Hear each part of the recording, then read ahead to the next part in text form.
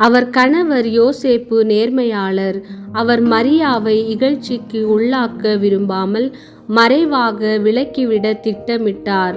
அவர் இவ்வாறு சிந்தித்து கொண்டிருந்த போது ஆண்டவரின் தூதர் அவருக்கு கனவில் தோன்றி, யோசேப்பே, தாவீதின் மகனே, உன் மனைவி மரியாவை ஏற்றுக்கொள்.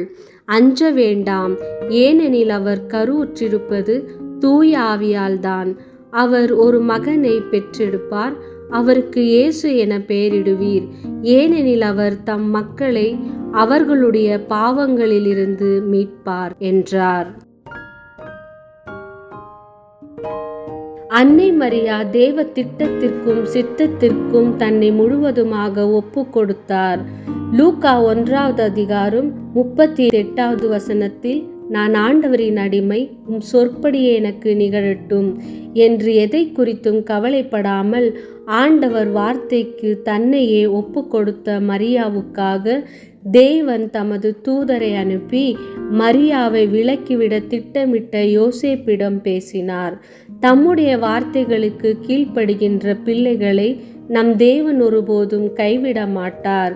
உம்மை கருத்தாங்கி பாலூற்றி வளர்த்த உம் தாய் பேறு பெற்றவள் என்று ஒரு பெண் ஆண்டவராகிய இயேசு கிறிஸ்துவிடம் சொன்னபோது ஆண்டவராகிய இயேசு கிறிஸ்து சொன்ன வார்த்தை லூக்கா 11வது அதிகாரம் 28வது வசனத்தில், இறை வார்த்தையை கேட்டு அதை கடைபிடிப்போர் இன்னும் அதிகமாக பேறு பெற்றோர் என்றார்.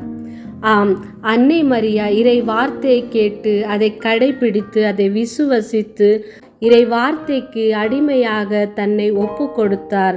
அதனால்தான் மரியாவை எல்லாரும் பேறு பெற்றவர் என்கின்றார். லூக்கா 1வது அதிகாரம் 45வது வசனத்தில், ஆண்டவர் சொன்னவை நிறைவேறும் என்று நம்பிய நீர் பேறு பெற்றவர் என்று எலிசபெத்து மரியாவை வாழ்த்தினார். யோவான் 2வது அதிகாரம் 5வது வசனத்தில், இயேசுவின் தாய் பணியாளரிடம் அவர் உங்களுக்கு சொல்வதையெல்லாம் செய்யுங்கள் என்றார். மரியா ஒருபோதும் இறை வார்த்தையை விட்டு விலகினவரில்லை. ஆண்டவருடைய சமூகத்திலும் அவருடைய பிரசன்னத்திலே வாழ்ந்தவர். சிலுவை மரணத்துக்கு இயேசு தம்மை ஒப்பு கொடுத்து ஆணிகளால் அறியப்பட்டு சிலுவையில் தொங்கிக் கொண்டிருந்த போது இயேசுவின் பாதத்தில் நின்று மரியாவின் கண்கள் இயேசுவையே நோக்கி கொண்டிருந்தது. மேல் வீட்டு அறையில் பரிசுத்த ஆவியானவரால் ஆட்கொள்ளப்பட்ட போது சீடர்களோடு மரியாவும் அங்கே இருந்தார். நாமும் மரியாவை போல ஆண்டவருடைய பிரசன்னத்தையே நாடுவோம். அவர் சமூகத்தை விட்டு ஒருபோதும் விலகாமல் இருப்போம்.